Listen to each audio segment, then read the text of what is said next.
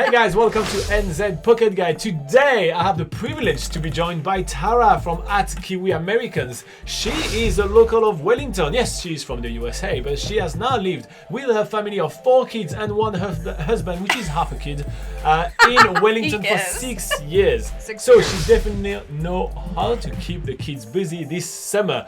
So yes. I'm going to get started with a bunch of the obvious, and then I'm going to let her go in and tell you all the hidden gems around. So keep the kids busy this summer in Wellington with a visit at Te Papa Museum. Yes, I love Te Papa. A walk around the Zealandia Gardens. Oh, Zealandia Gardens. Yes. You like it? I love Zealandia. Nice. We go all the time.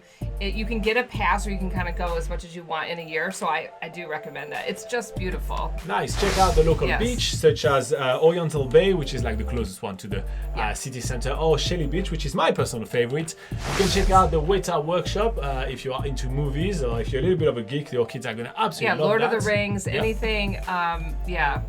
If they're into space, you can check out a space place. If they're into wildlife, they can go to Staglands, and you can also hang out by the Wellington Botanic Garden. So that was the obvious one. But you know that here we do like to dive deeper and find you the hidden gems. So that's why Tara is here, and I can take a break. Yeah, and so she'll take you around Wellington. That's good. So those things that he talked about are definitely all of the things you should definitely do when you come to Wellington, for sure. Like the Botanic Gardens and the Staglands is cool. Are you talking about, when you talk about the space place, are you talking about the planetarium? Yep. Yeah. The planetarium is really cool. You can take the trolley ride up there, and that's nice. And definitely Lord of the Rings fan, go to WETA workshop. So, but I thought that I would take some time and list a bunch. I have quite a few here, so I'll go through them and explain to you why I think that they're good for families or teenagers. You know, I kind of did the whole range because I have the whole range. I've had kids here. It's from 2 years old all the way to 19 at this point. So, so there's something for everyone. So here are some things to do. So, in the Lore Hut, which is like the suburb, which is about 20 minutes from the city, and in the city they have strike, LASERTAG, bowling, kind of like a half day. So if it's raining and you're in Wellington, go there, okay? And then some days they have like unlimited LASERTAG, I think on Saturday nights for kids, which is really nice. It's just a very popular place. They also have Mission Inflatable downtown in Wellington, which is great if you want to get the kids tired, which is always the goal, right? Just like run through, and it's not that expensive. And it's actually right by the stadium. That one's really nice. If they're older, go to the escape rooms. They have them in Wellington and Lore Hut. They have, if you like climbing, they have Hang Dog, which you can go climbing indoors. These are some great indoor things to do if it's raining and depending on the age of your kids. I'm also going to say the arcade, the new arcade that's on Courtney Place right downtown Wellington is very fun. You get like a card and you could spend, it's not cheap, I'm not gonna lie, but it's you go and it's all new and it's pretty fun, and then the kids can get prizes at the end with their card. And so if your child likes that sort of thing, I'm just trying to do a wide variety because I have 4 kids who all like very different things, and so I know how it is trying to keep them busy.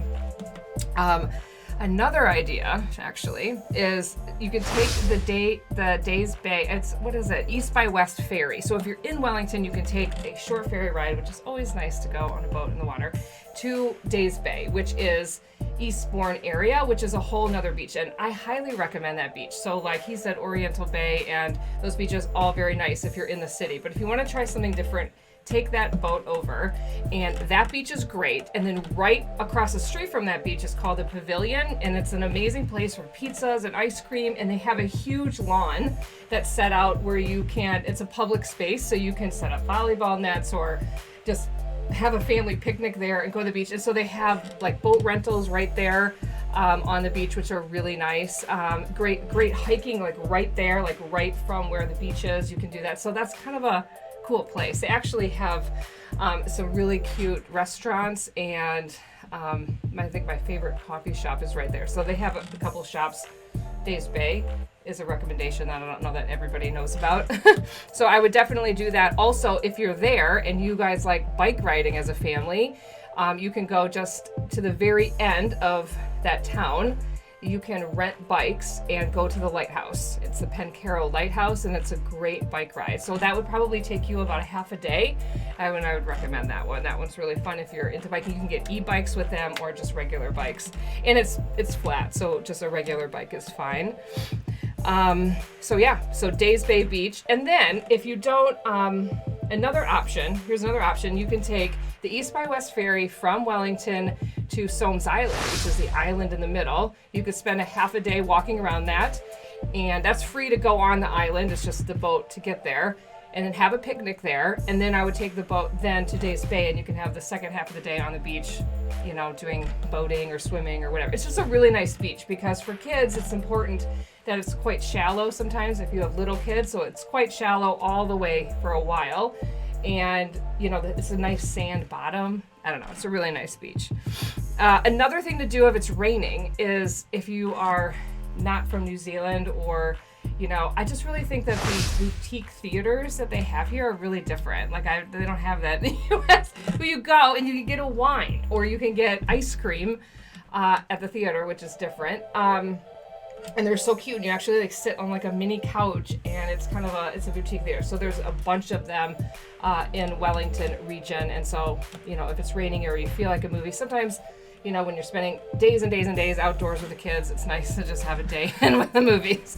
Okay, we're just gonna sit here. Okay. Another thing you could do is take the kids to the wind farm, and this is free. And so just type it into Google, and you can go up and you can read the history of the wind farm and how energy is created. And that's a cool thing to do. It probably would only take you an hour. So, and you would probably need a rental car or a car to go there. Another option, you know, go see the Beehive. You're in the capital, like it's a free tour. Have you done the Beehive tour? It's rated our worst tour in New Zealand. By who? Us, by Laura and I. We rated it as our worst tour in New Zealand out of all the tour we did. That's okay. You guys may enjoy it. Kids may find it educational. Yeah. Okay, tell me more about why that is. We'll say watch the video, guys. Okay, we'll link the video. Link right here. Well, okay. I didn't hate it because I've never seen a government run like this, so it was interesting.